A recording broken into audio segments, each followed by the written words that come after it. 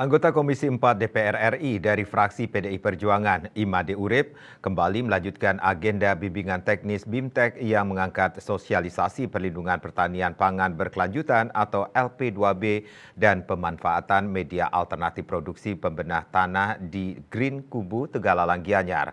Wakil rakyat sejuta traktor yang akrab disapa MU ini tetap bersemangat melanjutkan terjun ke tengah masyarakat, khususnya untuk menambah wawasan dan kapasitas petani dan krama subak di seluruh Bali.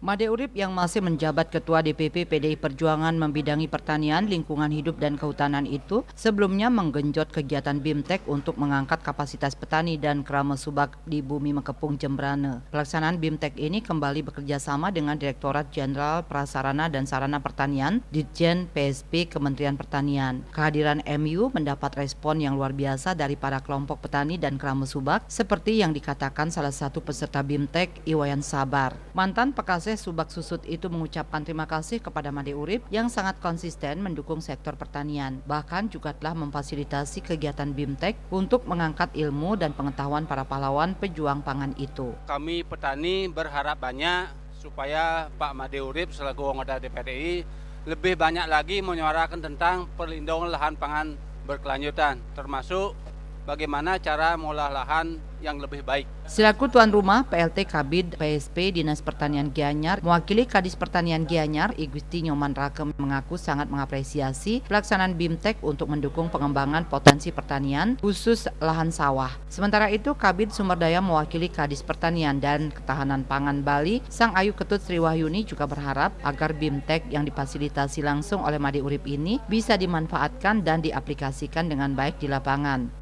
Di sisi lain, Koordinator Pelindungan Lahan Dede Sulaiman mewakili Ditjen PSP Kementerian Pertanian menegaskan sektor pertanian sangat penting untuk mendukung kepentingan pariwisata di Bali yang posisinya saling berdampingan. Karena itulah dukungan Made Urip selama ini di sektor pertanian sangat dirasakan karena sudah hampir 25 tahun atau 5 periode sebagai anggota DPR RI yang terpilih dengan 255.130 suara terbanyak Dapil Bali dan peringkat ke-7 di seluruh Indonesia. Seperti program kegiatan BIMTEK yang diinisiasi Made Urip ini dirasakan sangat luar biasa untuk mengembangkan sekaligus menambah efektivitas sektor pertanian di Bali. Bali kita harapkan dapat menjaga lahannya dan kemudian menghasilkan produk-produk pertanian yang berkualitas. Hal senada disampaikan Made Urip yang mengakui BIMTEK yang mendatangkan narasumber dari Kepala Badan Standarisasi Instrumen Pertanian BSIP Bali, Imade Rayase dan praktisi pertanian Iketut Punia ini sangat penting diikuti oleh ratusan anggota kelompok tani dan krama subak di Gianyar sebagai wujud kerjasama dengan Kementerian Pertanian. Terkait tema yang diangkat untuk melindungi lahan pertanian di Bali harus diperhatikan secara serius sesuai dengan adanya Undang-Undang Nomor 41 Tahun 2009 tentang perlindungan lahan pertanian pangan berkelanjutan agar bisa diproteksi bersama. Apalagi jika lahan kelas 1 ini tidak dilindungi, maka di masa mendatang kebutuhan Bali akan tergantung kepada pangan impor.